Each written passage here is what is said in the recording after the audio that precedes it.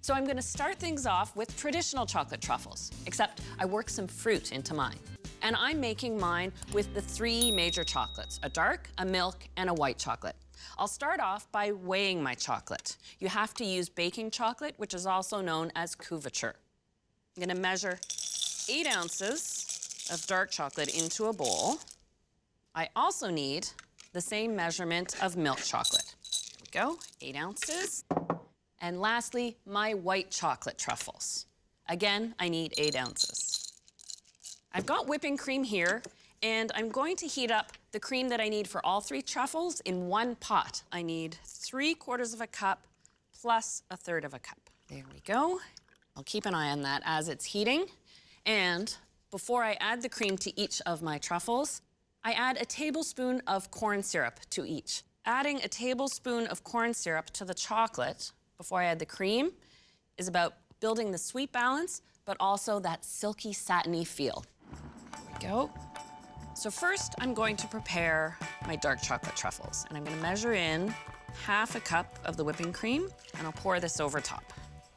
Now, I'm letting the hot cream do all the work here. I find with this chocolate truffle recipe, because I put so much chocolate in, the heat of the cream isn't always enough to fully melt the chocolate. So what I do is I take it over to a pot. I've got about 1 inch of water, and I don't boil the water, but I have it as a low simmer, and just that little bit of heat is enough to melt the remaining chocolate. Now, the last addition before I add my fruit flavoring is a teaspoon of butter, and that just smooths out the chocolate. To pair with the dark chocolate, I've gone with dried cherries, 1/4 cup finely chopped, and I'll stir that in. Now, I set this aside to cool just to room temperature. The dark chocolate doesn't take too long. It could be 60 minutes up to about 90 minutes. So now it's time to move on to the milk chocolate truffles. I've got my 8 ounces, the tablespoon of corn syrup, and to the milk chocolate, I'm adding 1/3 of a cup of cream.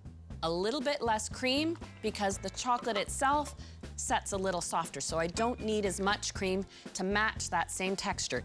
But the action is the same, just slow, gentle stirring motions. Now that my milk chocolate is melted, I'm adding my butter, but this time a tablespoon, more than the dark chocolate. It's about matching the set on each type of chocolate truffle. And then the fruit flavor I'm adding to my milk chocolate truffle, a little orange. Oh, I love the combination of milk chocolate and orange. So I'm not adding the juice at all, only the zest. Now I'll set this aside to cool. Now it's time for the last chocolate truffle base, my white chocolate. Instead of butter for the white chocolate truffle, I'm using a 1.5 tablespoons of coconut oil. I don't have to bother measuring the last of my cream because I know all that's left is 1/4 cup. Pour that right on top. Ooh, look at how that melts so beautifully. And now I'll take this over to the heat just to smooth it all out a little further.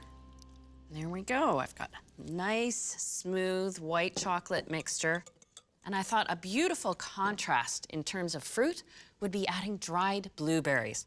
So I've got 3 tablespoons of dried blueberries to stir in. There we go. And now I set this aside to cool. So after they've set, it's time to shape your truffles. I'll start with the dark chocolate truffles. An ice cream scoop makes it simple, but okay, let's be honest, it's about to get messy. Scoop it into the palm of your hands, and if you have warm hands, you're gonna wanna work quickly. Shape it into a ball, and I'm just dropping it into cocoa nibs to give it a coating. Each recipe yields in the area of 20 truffles, depending how big or small you scoop them. Cocoa nibs are the outer husk of the cocoa bean, so there's no sweetness, but you get a nice sort of nutty crunch that just matches beautifully with that inside dark truffle flavor. Aren't those too adorable? And now for the milk chocolate truffles. The technique for scooping and shaping is still the same, except this time I'm rolling them in feuilletine cookies. Just a light, quick shaping.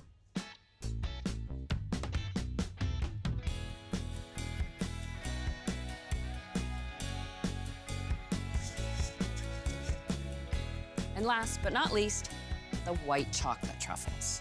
And the white chocolate truffles, I'm rolling in coconut.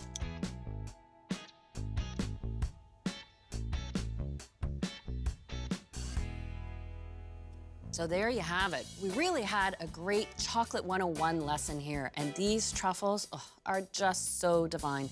It's all about that satiny texture. Oh, that's a good chocolate truffle.